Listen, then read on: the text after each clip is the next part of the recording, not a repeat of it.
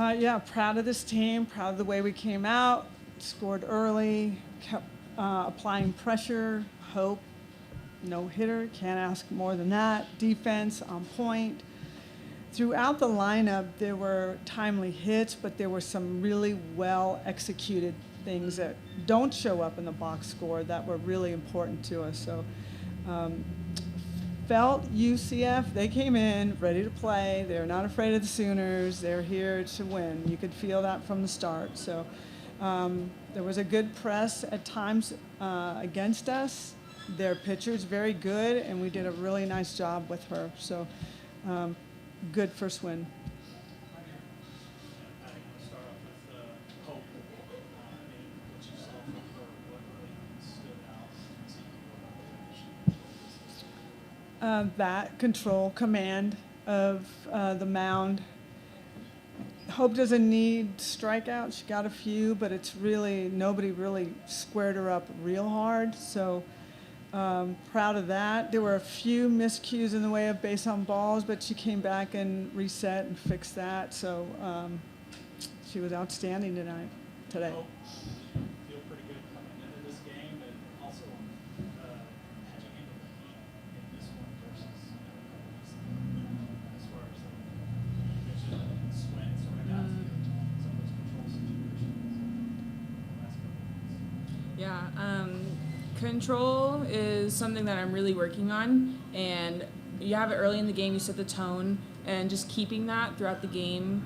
I'm really working, I'm all in, I'm buying in, and it's going to be something that I'm hopefully going to have the rest of the way. The heat is what it is. We practice in this, we've been playing this for the past couple weeks. So I'm learning to adapt and cool myself off, and the tactics that the coaching staff has in the dugout for us have really helped me so far. So it's been really good.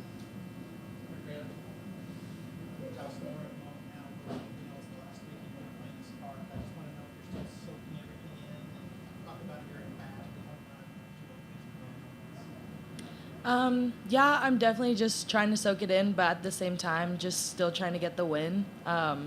Ultimately, that's what matters to me. Would like to go out with the win at my last home game, so just focusing on winning the game. But as far as the home run, I was just looking for something hard to hit. Jada came up clutch before that, and I don't like to be the last out of the inning, so I didn't want to be the last out.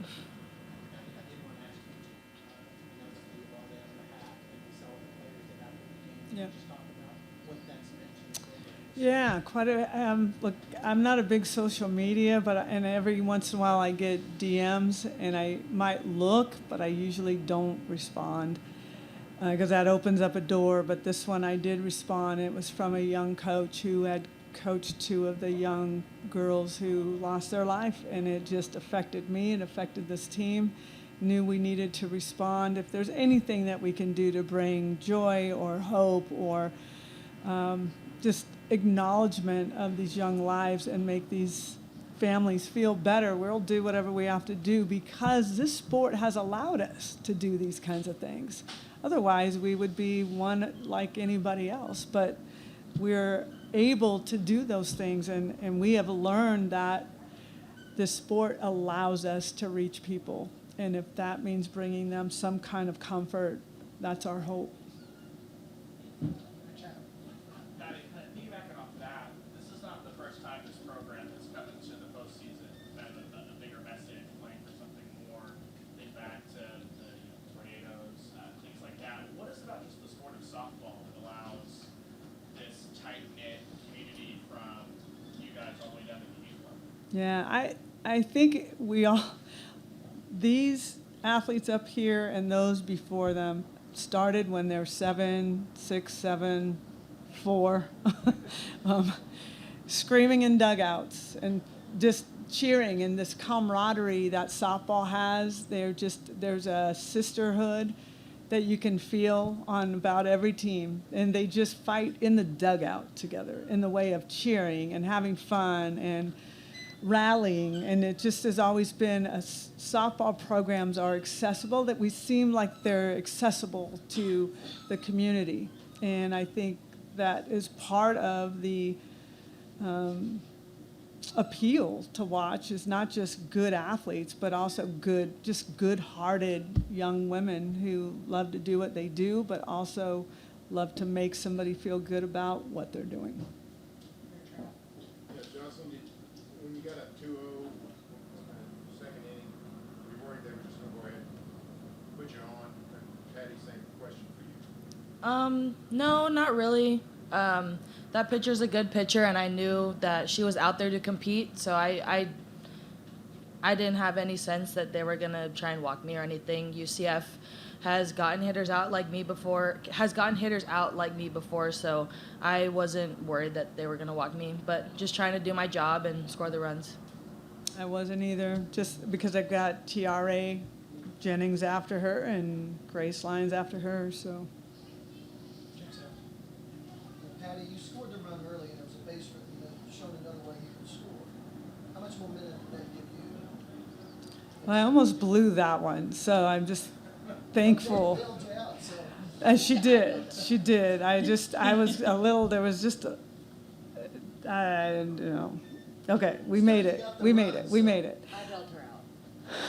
You got thrown out at second. Thank you.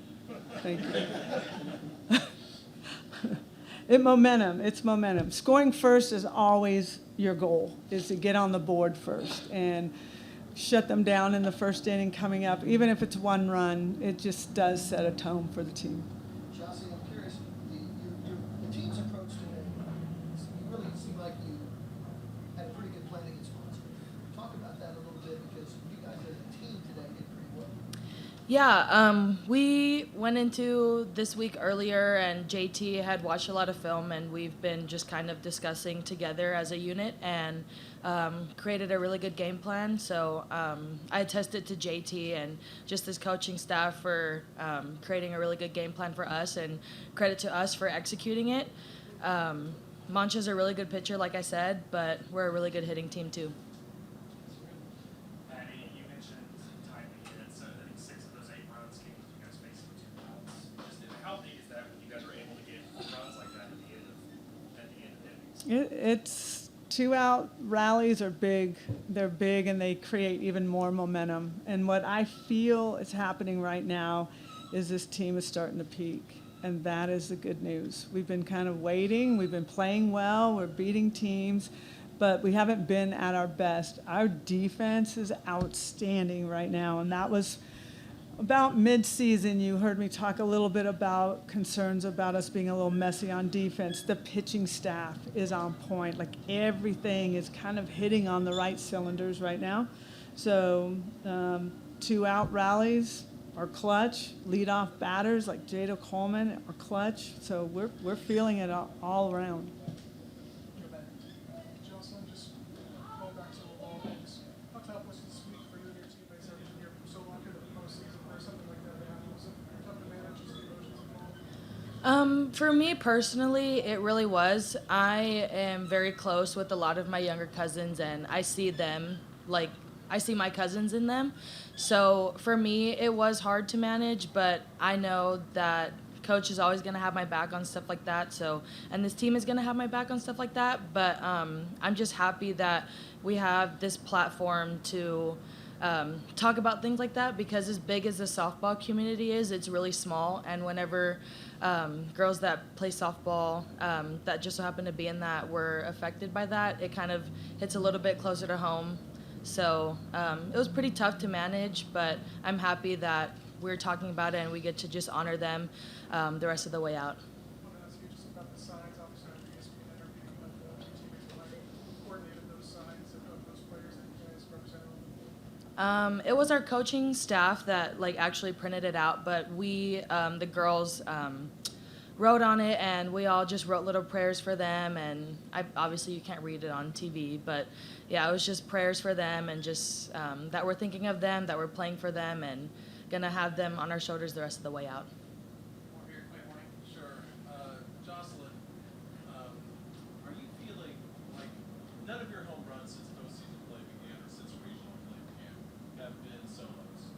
They've all been, I think, parts of big innings.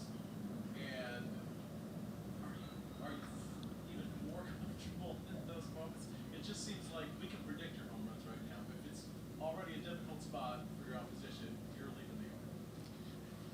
Yeah. I've just been very comfortable in big moments, and it's a test to the coaches because we practice like this every day, and it's not just me that's comfortable in these big moments. I would say it's the Oklahoma softball program that has been very comfortable in those big moments. So, yeah, I'm just trying to continue to hit the ball hard and just do my thing, but I'm not trying to hit the ball out. Just trying to do my job. Jocelyn, you've hit behind a lot of really good hitters. What different dimension does Jada Coleman bring to the table? Kind of when she's setting things up. Yeah, she's just this firecracker, sparkler of a person is how I like. She'll get a walk and she's hype, and she'll get a base hit, beat it out, she's hype. Anything she gets on base, she's hype. So it's been really nice to hit behind her and also to have Tiari behind me. So I know that if I don't have it that day, that anyone else in this lineup will pick me up. But yeah, Jada's been a spark for this lineup in the one spot, and very excited for her and the rest of the Sooner team going on into postseason. Jocelyn, I wanted to ask you about going back to this being your last weekend at Mad. I think the whole stadium was on their feet here when you hit that home run. Talk about the atmosphere today and what that meant. Oh, it's electric. No one brings it like the Sooner fans do, and the Sooner fans are going to ride for their Sooner girls, no matter what. So, yeah, just a test to the Sooner fans, and for them filling up the stadium, and for them constantly to be here, and I know they'll be up there too.